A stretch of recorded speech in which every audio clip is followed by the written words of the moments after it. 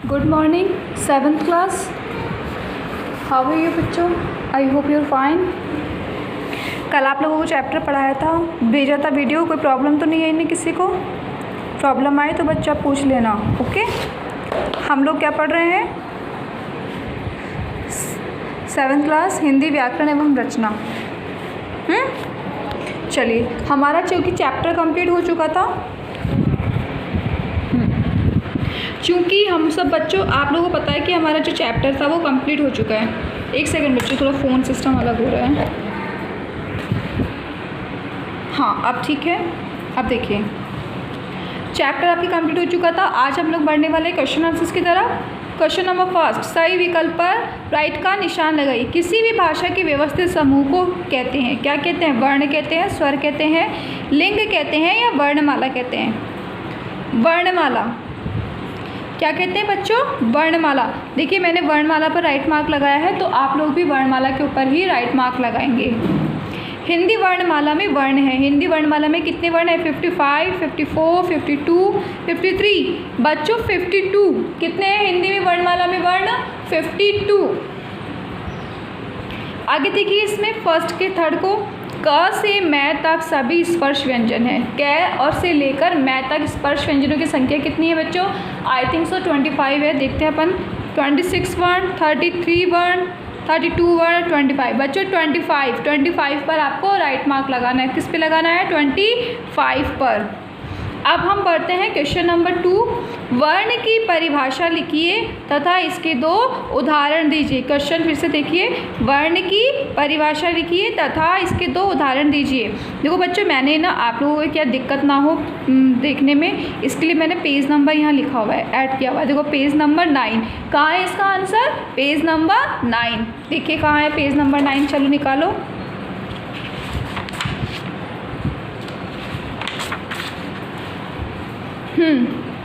देखिए page number 9 पर ऊपर से देखते जाइए। ऊपर से दिख रहा है ना आपको? ये देखो, ये ब्लू लाइन के अंदर दिख रहा है आपको। भाषा की वह छोटी से छोटी ध्वनि जिसके और टुकड़े न किए जा सके वर्ण कहलाती है। क्या कहलाती है? वर्ण कहलाती है। और आपको उसका एग्जाम्पल पूछा है तो यहाँ से ये भी लिखना है, जैसे अ, क, च, ट आदि। कहाँ तक होगा? आपको यहाँ से लेकर, भाषा से लेकर आदि यहाँ तक आंसर लगाना है। फिर से देखो, हमने यहाँ से रिस्टार्ट किया। भाषा की वह छोटी से छोटी ध्वनि जिसके और टुकड़े न किए जा सके वर्ण कहलाती है। वो क्या कहलाती है? वर्ण कहलाती है। जैसे अ, क, च, ट आदि। समझ आया बच्चों आपको एकदम से? ये वाला ये यहाँ तक होगा। कहाँ तक है? देखो फिर से अगर दिक्कत है तो फिर देख लो।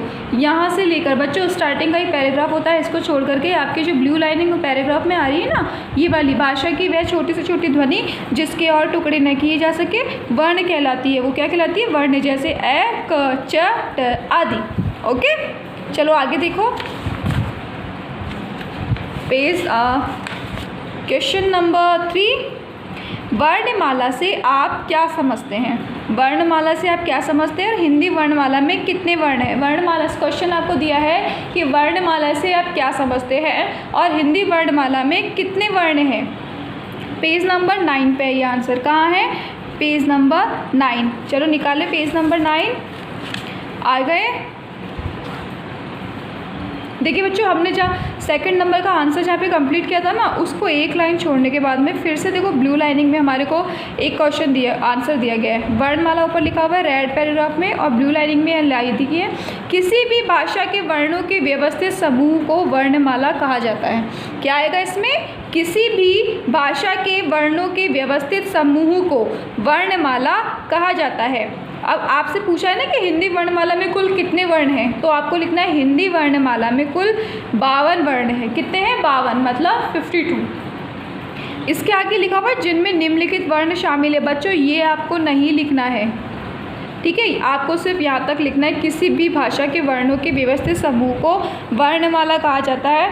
हिंदी वर्णमाला में कुल 52 वर्ण हैं। बस दैट्स इट। आपको यहाँ से लेके यहाँ तक का आंसर लगाना है पेज नंबर 9 पर। कहाँ है ये पेज नंबर? ये रहा पेज नंबर 9।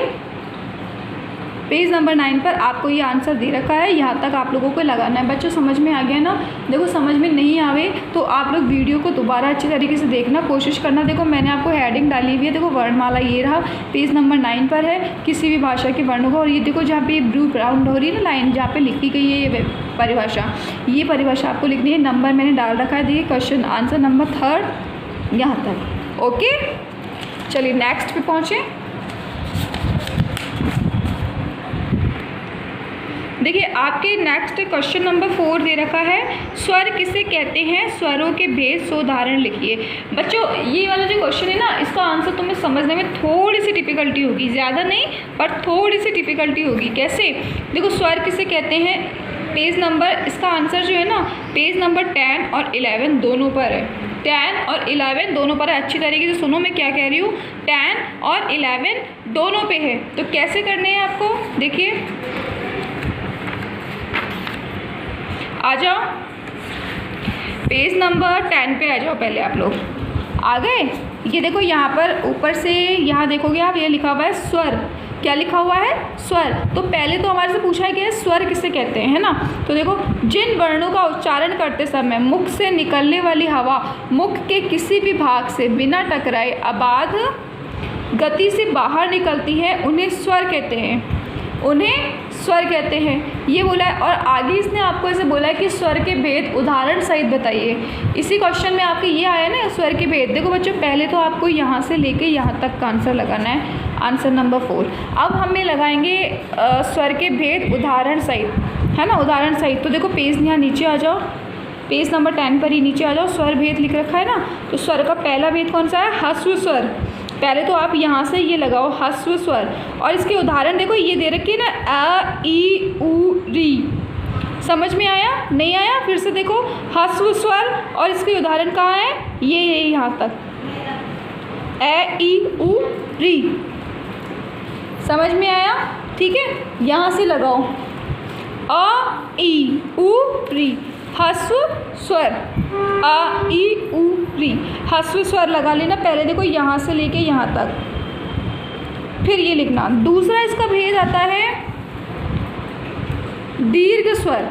दीर्घ स्वर सिर्फ नाम लिख देना आप, ये दीर्घ स्वर, और सॉरी दीर्घ स्वर, और उसके आगे आपको ऐसे डैश लगा देना है और लिखना है आ ई उ ए ओ औ। ये इसके उदाहरण है। बच्चों चूंकि नाम हमारे को उदाहरण सहित लिखने हैं ना, तो हमारे को ये उदाहरण भी लिखने पड़ेंगे। समझ में आया? दीर्घ स्वर लिखने के बाद में डैश लगाना है और आपको ये नाम लिख दें, ये उदाहरण लिख देने हैं। पहले दीर्घ स्वर पे आंसर लगाओ, फिर ये यहाँ से लगाओ। तीसरे पे अपन पहुँचते हैं प्लुत स्वर। कहाँ पहुँचते हैं? प्लुत स्वर। प्लुत स्वर लिखना है, और देखो जैसे इसके एग्जाम्पल दे रखे हैं ना, ओम, हे राम दे रखे हैं। इसके आगे लिखा हुआ है ना, आजकल इसका प्रयोग नहीं किया जाता। बच्चों ये नहीं लिखना है, सिर्फ आपको इतना सा लिखना है जैसे ओम, हे राम आदि।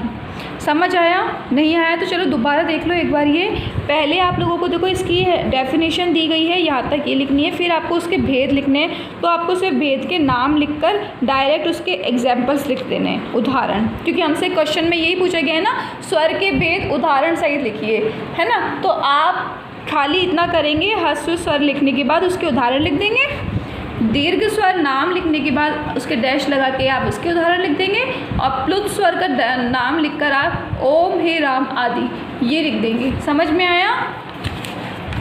चलो अब आगे बढ़े बच्चों। पेज नंबर 10 और 11 पे इसका आंसर हो के अयोगवाह से आप क्या समझते, सॉरी अयोगवाह से क्या अभिप्राय है? अयोगवाह से क्या अभिप्राय है? पेज नंबर 12 पे है ये।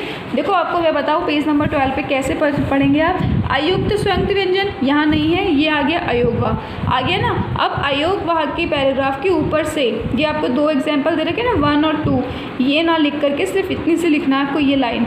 स्वर अथवा व्यंजन दोनों में से कोई ना होने पर भी ये अर्थ का वहन तो करते ही हैं, अतः इन्हें अयोगवाह कहा जाता है। फिर से देखो, स्वर अथवा व्यंजन दोनों में से कोई न होने पर भी ये अर्थ का वहन तो करते ही हैं, अतः इन्हें अयोगवाह कहा जाता है। कहाँ तक लिखना है आपको? यहाँ तक, ठीक है। ये पहला और दूसरा पॉइंट है ना, इसको छोड़ के डायरेक्ट ये लाइन लिखनी है, बस यहाँ तक ही, इसके आगे पीछे और कुछ नहीं लिखना है। समझ आया? आंसर नंबर 5 देखिए मैंने नंबर डाल रखा है, ध्यान रखना, पेज नंबर मैंने लिख रखा है, पेज नंबर 12। आगे आपके क्वेश्चन नंबर 6 आता है, तो वो बच्चों हम लोग कल करेंगे। एक साथ में इतना सारा वर्क नहीं दूंगी, आप लोगों को बर्डन पड़ जाएगा। तो जितना मैंने आपको समझाने की कोशिश की उसे समझने की कोशिश करना कॉपी में, नोटबुक्स में। आपको बच्चों बता रही हूँ अच्छी तरीके से। कोई दिक्कत आए तो आप लोग वीडियो को एक बार फिर से देखना, वीडियो दोबारा देखेंगे तो आपको अच्छी तरह समझ में आएगा कि मैंने क्या करने की बताने की कोशिश की है। Okay, bye 7th class.